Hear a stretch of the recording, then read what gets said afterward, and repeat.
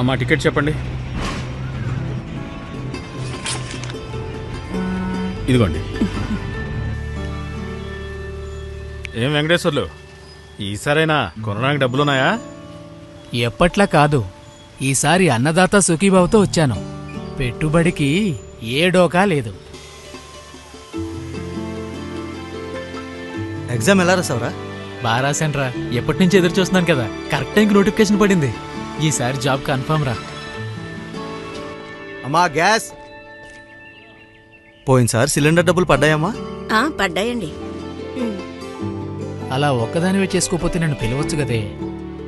అమ్మా, రోజు స్కూల్కి నడవలేకపోతున్నానమ్మా. అయితే ఏంటి?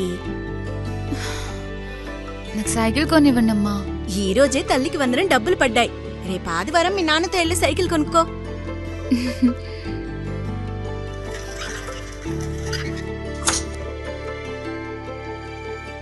ఏరా, ఎగ్జామ్ ఎలాగైంది?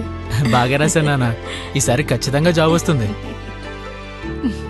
ఒరేయ్, నువ్వు ఉద్యోగం తెచ్చుకుంటే నా పెన్షన్ డబ్బులతో నీకు వాచి కొనిస్తాన్రా. ఇన్ని రోజులు నాకు సైకిల్ కొనివ్వమంటే మాత్రం డబ్బులే ఉన్నావు. ముందు 10 పాస్ అవ్వే. సంక్షేమాన్ని ప్రతి గడపకు చేరుస్తూ, అభివృద్ధిని ప్రతి కుటుంబానికి అందిస్తూ, ఇచ్చిన ప్రతి హామీని నిలబెట్టుకుంటూ ముందుకు సాగుతోంది కూటమి ప్రభుత్వం.